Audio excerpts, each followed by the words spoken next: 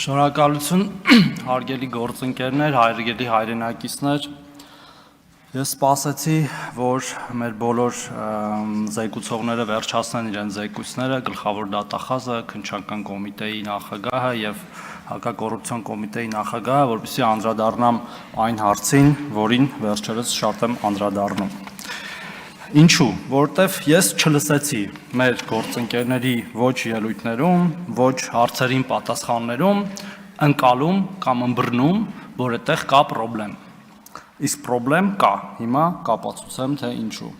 Բայց մինչև դա ուզում եմ այնուամենայնիվ անդրադառնալ քիչ առաջ բարձրացած հարցին, կապված կոնկրետ մի դեպքի, այդ բժշկի կալանավորման, որ պարզվեց, որ մեկ ամսով է կալանավորվել, նույնիսկ հանցանքի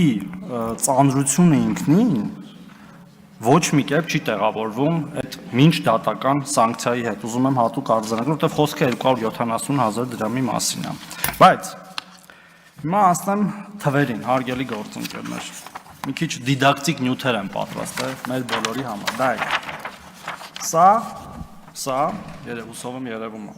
2017 թվականից մինչև 2024 թվականը կորնա դատարան ներկայացված միջնորդությունների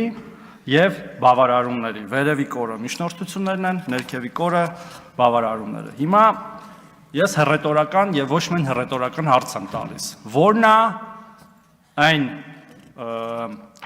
առաստաղը, որ այս թիվը կարող է աճել։ Կարող է մի օր հասնի օրինակ 10,000-ի, որտեղ հիմա արդեն հասել է 2282-ի եւ շատ տեմպով աճում է։ Այս հարցին ոչ մեկ չի պատասխանում։ Բայց մյուս կողմից որ ասում են, որ բանա, դե հանցավորության դեմ պայքար եք իրականացնում։ Բա այդ դեպքում, հարգելի գործընկերներ, ինչի է մեր քրեակատարողական հիմնարկներում ապրիլի 1-ի դրությամբ ավելի քիչ դատապարտված մարդ, քան կալանավորված։ Արդյոք սա չի նշանակում, որ այս թվերը աշխատանքի իմիտացիային պարզապես եւ ոչ թե իրական աշխատանք, որտեղ իրական աշխատանքը հանցանքը ապացուցելու մեջ է, ապացույցներ հավաքագրելու մեջ է եւ հետո նոր մարդկանց մեղադրանքներ առաջադրելու եւ դատարանում պնդելու այդ մեղադրանքը ու ստանալու մեղադրական դատավճիռներ։ Բայց մենք չենք տեսնում դա։ Ես առաջի անգամ սրա մասին խոսեցի անցյալ տարի դատախազի հաղորդման ժամանակ, հետո կիսամյակային թվեր նայեցի, հետո տարեկան թվեր նայեցի, բայց իրավիճակը չի փոխվում։ Եվ մեր գործընկերները ասում են ամեն ինչ նորմալ է, կամ առնվազն չեն խոսում դրա մասին։ Պարոն Նահապետյան, հիմա ձեր զեկույցի ժամանակ եմ ես ելույթ ունենում, խնդրում եմ անձնապես չընդունել, բայց ես նաև հատուկ հարցի ժամանակ էլ ասացի։ Մենք փոփոխություններ ենք ունեցել երկու կոմիտեների նախագահների եւ ոչ պատահական։ Եթե մենք պետք է նույն գործելավոճով գնանք առաջ եւ ունենանք ելի ավելի շատ կալանավորված անձինք քրեակատարողական հիմնարկներում, իդեպ ես դեռ չեմ նշում մոտ 800 տնային կալանքները, այդ ապրիլի 1-ի դրությամբ եւ վարչական հսկողությունները, եթե պետք է մենք ունենանք նույն վիճակը, կներեք, բայց ես համարում եմ, որ պետք չէր փոխել այդ մեր գործընկերներին, լավ էլ աշխատում էին, էլի, հա, ոչինչ, մեկ ազգային ժողովի բանում դահլիճում մի քիչ տաքանում էին, բայց լավ էլ աշխատում էին։ Ես ակնկալում եմ, նաեւ լինելով համահեղինակ օրենքի, որով որ քննչական կոմիտեի նախագահը, հակակոռուպցիոն կոմիտեի նախագահը գալիս են ազգային ժողով եւ ներկայացնում են զեկույց ու պատասխանում падգամավորների հարցերը եւ որպես падգամավոր եւ նաեւ որպես քաղաքացի, այս հարցերը պետք է հասցեագրվեն։ Եթե չկա ողջամիտ բացատրություն այս ամեն ինչի, ինչու է կալանավորվածների թիվը Հայաստանի Հանրապետությունում ավելի մեծ, քան դատապարտվածների թիվը, այն դեպքում, երբ որ երկրներում, որոնք որ ուժեղ իրավակարգ ունեն եւ մենք ձգտում ենք դառնալ այդպիսի երկրներ, տրամագծորեն հակառակ պատկերն է, ես չգիտեմ էլ ինչ ասեմ։ Ասենք ոնց կարա, օրինակ Ֆրանսիայում այդ հարաբերակցությունը լինի 1-3-ի, Գերմանիայում 1-4-ի, Լեհաստանում 1-4-ի, իսկ մեր մոտ հակառակը 1-1-ը 1-ի։ Այստեղ խնդրեմ չեք տեսնում, հարգելի գործընկերներ։ Լավ, եթե չեք տեսնում, ուրեմն այս մեր մյուս երկրներն են, մենք տենց շատ ուժեղ օրինական, ուժեղ իրավակարգով երկիր ենք, Բոլորին կալանավորում ենք, հետո իհարկե չենք կարող ապացուցենք այդ հանցագործությունները, բայց կարևորը կալանավորում ենք, իսկ մյուսները չէ, մտածում են ոնց ապացույցներ հավաքագրեն, ի սկզբանե նոր գնան սանկցիա կիրառելու, իդեպ սանկցիաներն էլ գիտեք,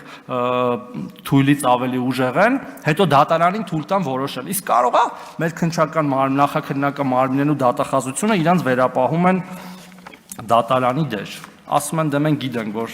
մեղավոր է, թող մի 2-3 ամիս էլ նախորոք նստի։ Հետո ոչինչ, որ վերջում օրինակ դատարանը կարող է տուգանքով դատապարտել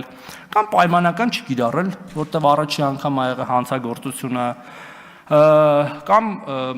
արդեն այնպիսի պատժաչափ նշանակել, որ դու դրանից ավել արդեն կալանքի տակ ես եղել։ Պարոն Նահապետյանը նաև արդարացիոն նշում է, որ կան մեխանիզմներ ռեաբիլիտացիայի, հա, կամ բանի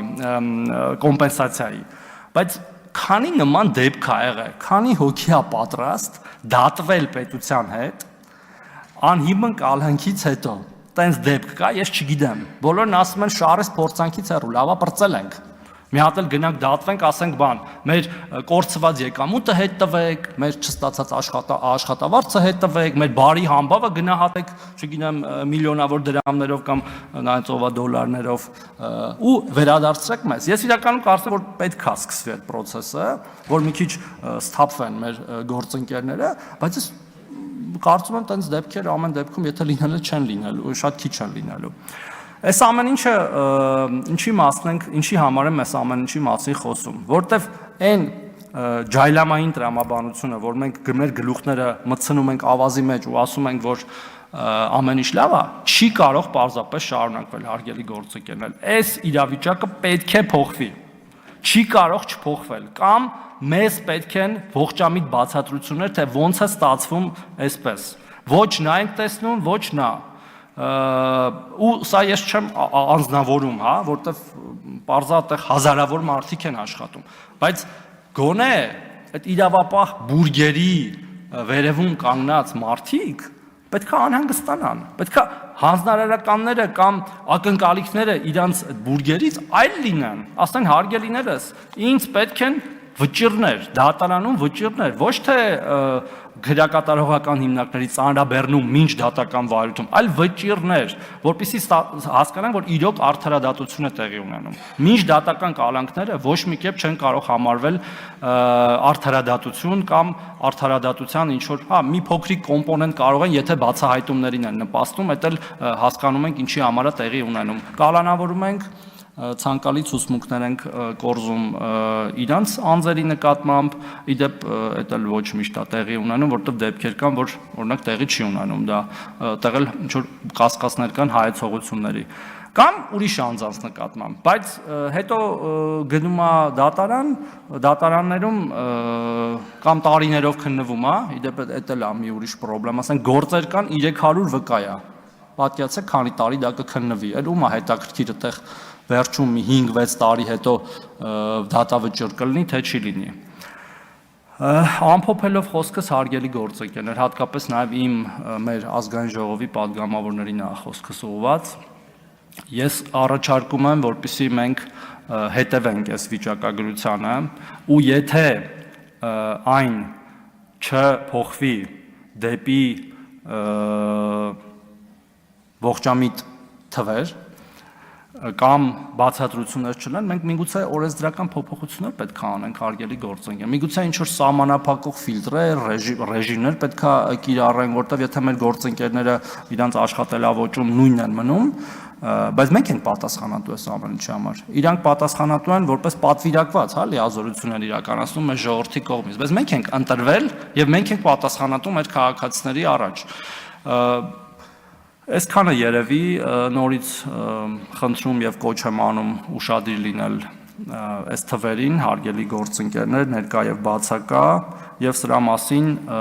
խոսել ու փորձել լուծումներ գտնել։ Շնորհակալություն։ Չմոռանաք հավանել տեսանյութը եւ բաժանորդագրվել Civic AM-ի YouTube-յան էջին։